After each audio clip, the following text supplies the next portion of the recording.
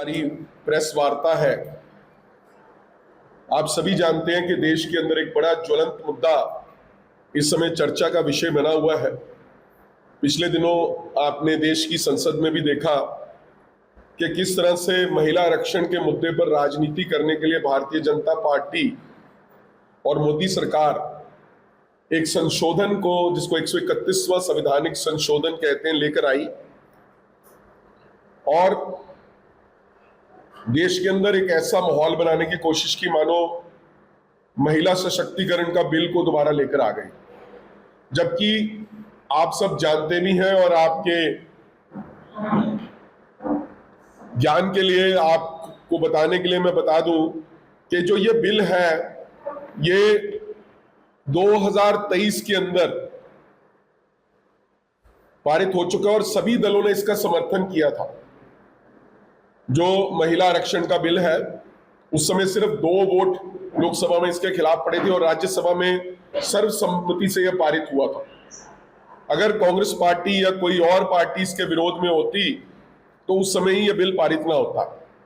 उसके बाद 2023 में पारित होने के बाद चाहते तो मोदी सरकार 2024 के चुनाव में इसको रख सकते थे, पर 2029 कर दिया क्योंकि उसमें एक प्रावधान उस समय जोड़ दिया गया कि जनगणना और उसके बाद परिसीमन, यानी कि पॉपुलेशन की जो काउंट होगी, सेंसस जिसे कहते हैं, और उसके बाद जो है इसकी डीलिमिटेशन जो है, डीलिमिटेशन कमीशन करेगी कि कितनी सीट्स बढ़नी है।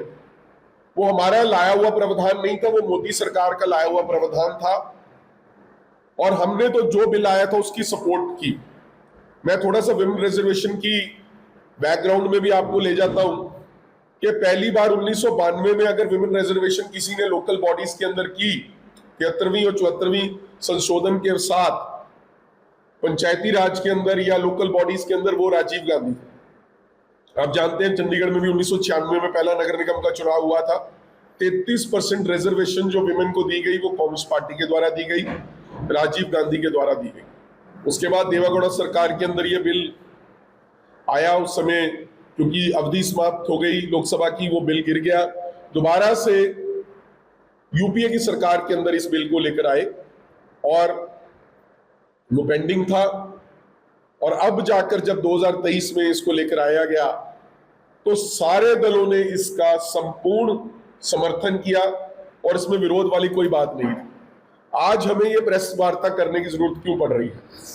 हमारे समर्थन के बावजूद बिल पारित है, आज भी वो कानून है।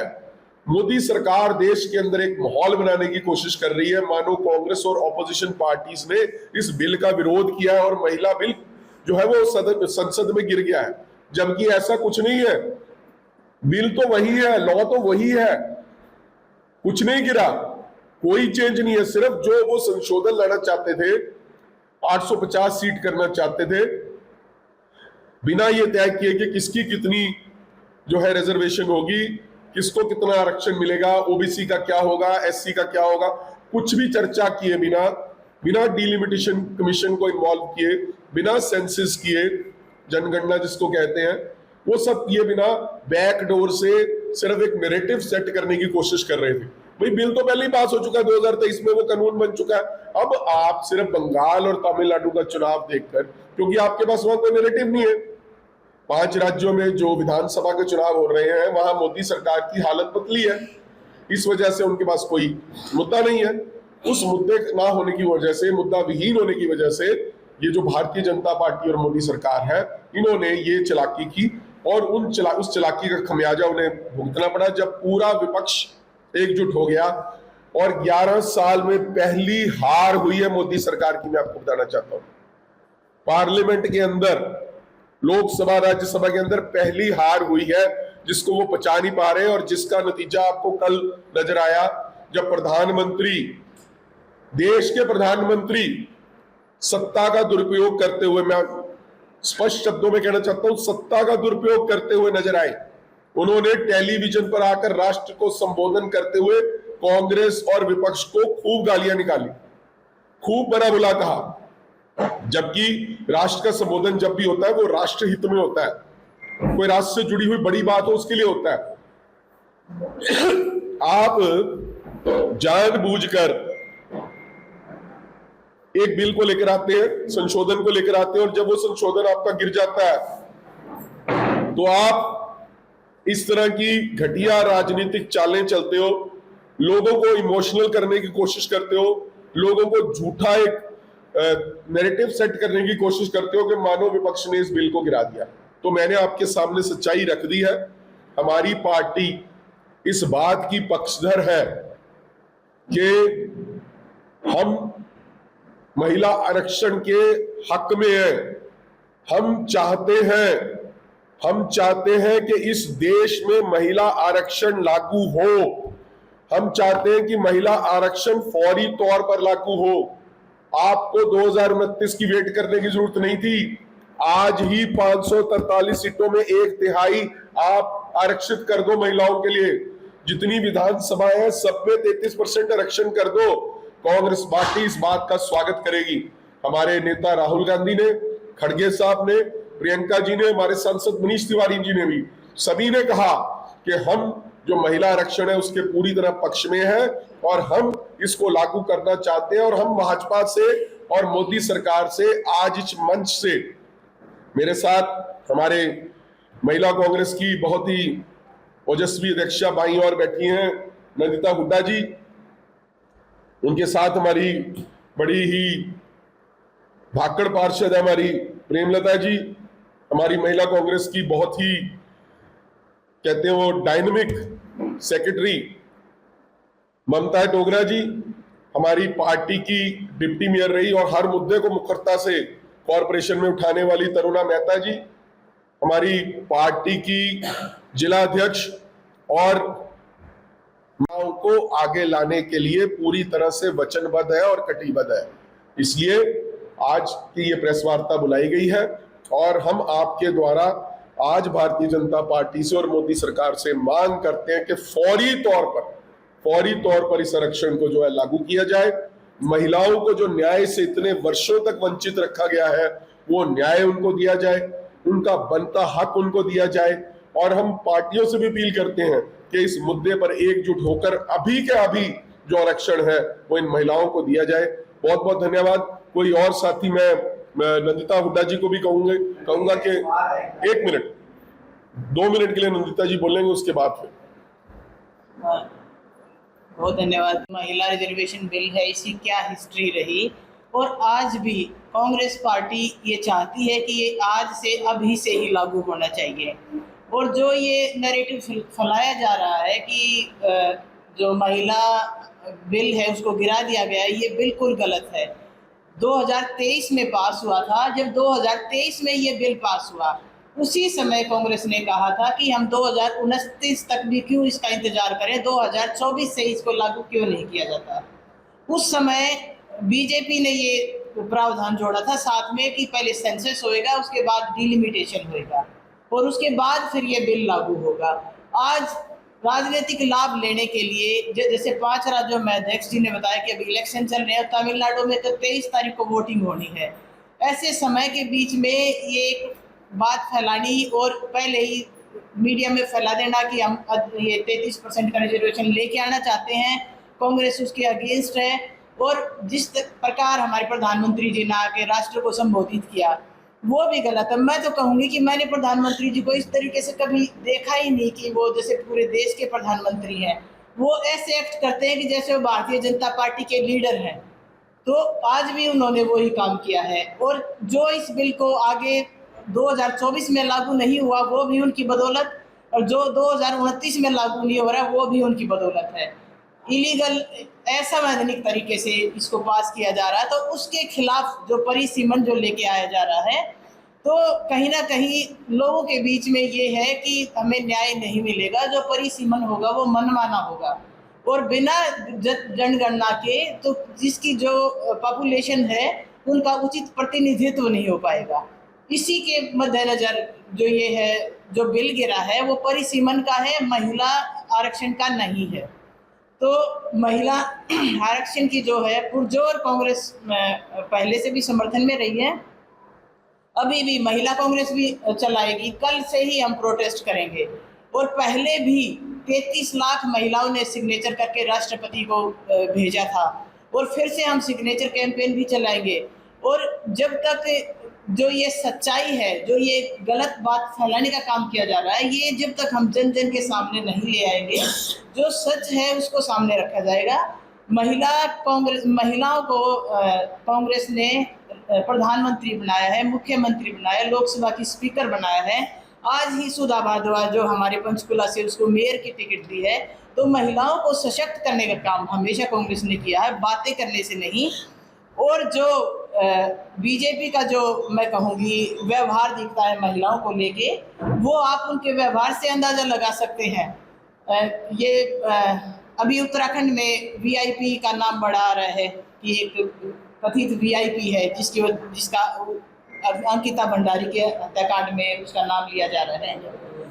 मणिपुर में आपने देखा होगा, जैसे निर्वस्त्र महिलाओं को वो कैसे भूल सकती हैं कि उनका वो मान था या अपमान था, हर एक उसमें। और जिस दिन संसद का इन्होंने कहा कि उद्घाटन करेंगे और उसमें महिला आरक्षण बिल को हम पेश करेंगे, उसी दिन उससे 1 किलोमीटर दूर हमारी देश की महिलाएं, जो बच्चियां हमारी मेडल लेके आती हैं, उनको घसीटा जा रहा था।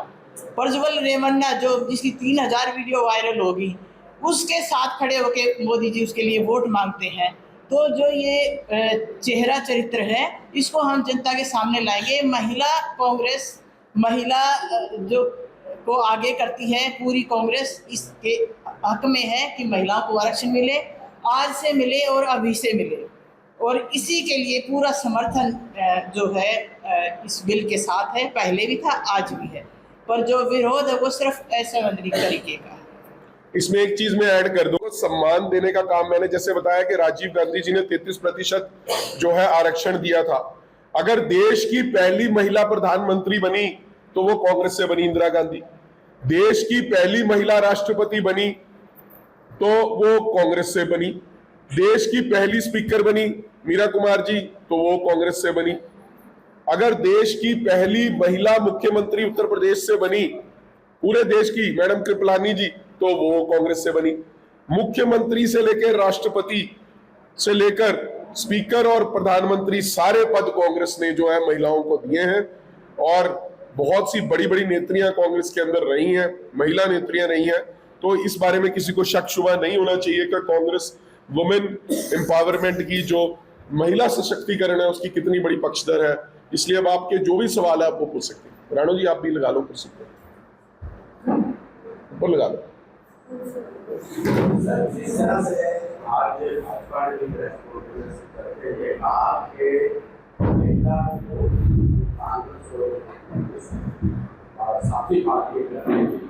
तो इसलिए कर रहे हैं क्योंकि कांग्रेस का जो परिवारवाद है वो खत्म हो रहा है। देखिए, भारतीय जनता पार्टी ने ना अपनी आंखों पर एक ऐसा चश्मा लगा रखा है, वो मोदी में हो चुके हैं। उनको ना देश नजर आता है, ना संविधान नजर आता है, ना उनको कानून नजर आता है, ना उनको नियम नजर आते हैं। मैं आपको पहले बता चुका हूं कि महिला आरक्षण बिल का कांग्रेस पूर्ण जो समर्थन करती है, और समर्थन की वजह से ही 2023 में वो एक कानून बना। ये जो बिल था ये संशोधन का था, और आज बड़ी बड़ी बातें वो कर रहे हैं बीजेपी वाले। क्यों नहीं आज 543 हम तो अभी तैयार हैं, कर दें, कौन रोक रहा है उनको? पर वो कोई ना कोई किंतु परंतु लगा देते हैं, और 2023 में भी किंतु परंतु उन्होंने लगाई थी। इसलिए मोदी साहब को और बीजेपी को दूसरों का परिवारवाद नजर आता है। कौन सा परिवारवाद? क्या प्रियंका गांधी राज्यसभा से चुन के आई है, लोकसभा से चुन के आई है? किसने चुना? लोगों ने चुना। कितनी वोटों से जीती है? राहुल गांधी कहां से चुन के आए और कितनी बार चुन के आए हैं? सोनिया गांधी जी कितनी बार चुन के आए? इस देश के नागरिकों ने चुना है ना, इस देश के वोटरों ने चुना है। वो ये नहीं है कि कांग्रेस वालों ने वोट डाल दी उनको। इसलिए ये बातें करनी बहुत आसान होती है। वो कहते हैं ना कि पंजाबी च कहावत है, अपनी पीढ़ी थले सोटा मार के देखो। दूसरों को देखने से पहले अपने अंदर झांक के देखो।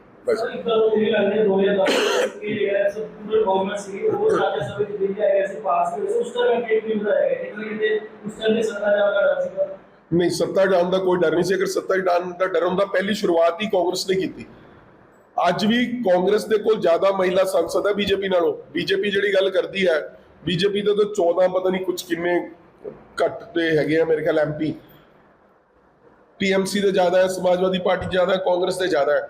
ਔਰ ਤੁਸੀਂ ਦੇਖ ਲਓ ਕਿ ਜਿੰਨੇ ਵੀ ਮਹੱਤਵਪੂਰਨ ਪੋਸਟਾਂ ਦਾ ਮੈਂ ਤੁਹਾਨੂੰ ਜ਼ਿਕਰ ਕੀਤਾ, ਕਾਂਗਰਸ 'ਚ ਹੀ ਨਹੀਂ ਹੈ। ਚਾਹੇ ਪ੍ਰਾਈਮ ਮਿਨਿਸਟਰ ਬਣਾਇਆ ਕਾਂਗਰਸ ਨੇ ਬਣਾਇਆ, ਜੇ ਸਪੀਕਰ ਬਣਾਇਆ ਕਾਂਗਰਸ ਨੇ ਬਣਾਇਆ, ਜੇ ਪਹਿਲੀ ਚੀਫ ਮਿਨਿਸਟਰ ਬਣਾਇਆ ਕਾਂਗਰਸ ਨੇ ਬਣਾਇਆ, ਜੇ ਪ੍ਰੈਜ਼ੀਡੈਂਟ ਬਣਾਇਆ ਮਿਸਿਸ ਪਾਟਿਲ ਨੂੰ ਤਾਂ ਵੀ ਕਾਂਗਰਸ ਨੇ ਬਣਾਇਆ। ਸੋ ਇਹ ਗੱਲਾਂ ਹੈ, ਕਾਂਗਰਸ ਨੇ ਹਮੇਸ਼ਾ ਜਿਹੜੀ ਹੈ ਵਿਮਨ ਇੰਪਾਵਰਮੈਂਟ ਨੂੰ, ਮਹਿਲਾ ਸ਼ਕਤੀਕਰਨ ਨੂੰ ਜਿਹੜਾ ਹੈਗਾ ਵਾਧਾ ਦਿੱਤਾ ਹੈ।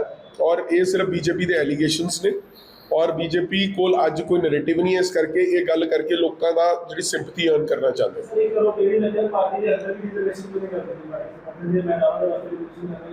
ਨਹੀਂ। ਅਸੀਂ ਤਾਂ ਸਾਡਾ ਤਾਂ ਇੱਕ ਅਲੱਗ ਪੂਰਾ ਮਹਿਲਾ ਵਿੰਗ ਹੀ ਬਣਿਆ ਹੋਇਆ ਹੈ। ਜਿਵੇਂ ਇੱਕ ਕਾਂਗਰਸ ਹੈ, ਮਹਿਲਾ ਕਾਂਗਰਸ ਦੇ ਪੈਰਲਲੀ तो पूरी 50% ही ਅਸੀਂ ਤਾਂ ਰਿਜ਼ਰਵੇਸ਼ਨ ਦਿੱਤੀ ਹੋਈ ਹੈ, ਮਹਿਲਾ ਵਿੰਗ ਪੂਰਾ ਬਣਾਇਆ ਹੋਇਆ ਹੈ। ਅੱਜ ਤੁਸੀਂ ਇੱਥੇ ਦੇਖੋ 9 ਬੰਦੇ ਬੈਠੇ ਆ, 8 ਸੀਟਾਂ ਰਿਜ਼ਰਵ ਹੈ ਲੇਡੀਜ਼ ਵਾਸਤੇ। ਮੈਂ ਇਕੱਲਾ, ਉਹ ਵੀ ਪ੍ਰੈਜ਼ੀਡੈਂਟ ਹੋਣ ਦੇ ਨਾਤੇ, ਜੇ ਮਹਿਲਾ ਪ੍ਰੈਜ਼ੀਡੈਂਟ ਹੁੰਦੀ ਤਾਂ 9 ਦੀ 9 ਲੇਡੀਜ਼ ਬੈਠੀਆਂ ਹੁੰਦੀਆਂ। मेरा एक सवाल मेरा है, 7:05 में सांसद ने कहा था